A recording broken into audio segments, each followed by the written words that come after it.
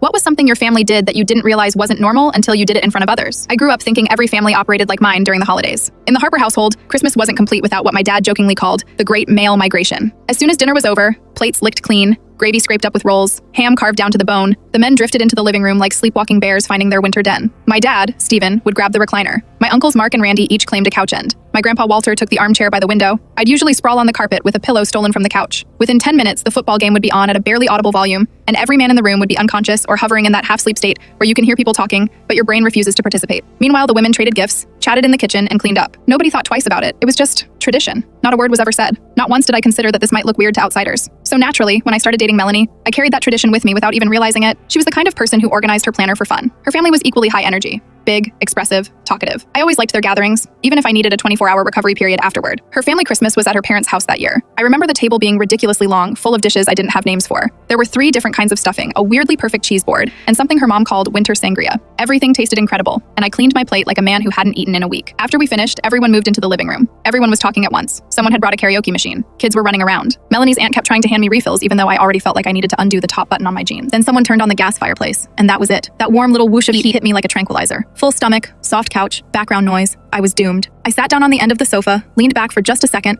and the next thing I knew, I was sliding into the most peaceful food coma of my adult life. I didn't fully fall asleep right away. It was more like I drifted in and out. My eyes were closed, the voices around me became a blur, and football muscle memory kicked in even though no game was on. At some point, I must have slipped from dozing like a polite guest to fully unconscious adult man at a lively holiday party. The kind of sleep where your jaw hangs open a little. The first thing I heard when I woke up was my name being whispered harshly. Ryan, wake up, seriously. I opened my eyes to see Melanie crouched in front of me, cheeks red with embarrassment. She whispered, "What are you doing? You're asleep, in the middle of the party." I sat up, disoriented. "Yeah, we ate. The couch is warm." The look she gave me said none of that helped. I glanced around. Every single person in the room was awake, talking, laughing, engaged, moving. Not a single member of her family looked like they'd eaten an enormous meal, felt gravity double, and given in to their biological destiny the way mine always had. I was the only one asleep. Her mom gave me a polite smile that felt like it had 20 layers of interpretation. Her dad nodded at me in the way older men do when they're being respectful, but also thinking, is this guy okay? Her cousins avoided eye contact. The karaoke machine was still running, and someone had abandoned it mid-song. We left early. The car ride home was very quiet. That night, Melanie finally said, "Do you do that at every holiday? Just fall asleep?" "Yeah," I said. "All the guys do. My whole life." She stared at me like I'd just confessed to hibernating in a cave. It wasn't until that moment that I realized how strange my family's tradition looked from the outside. In my world, sleeping after holiday meals was a sign of comfort, of belonging. In hers,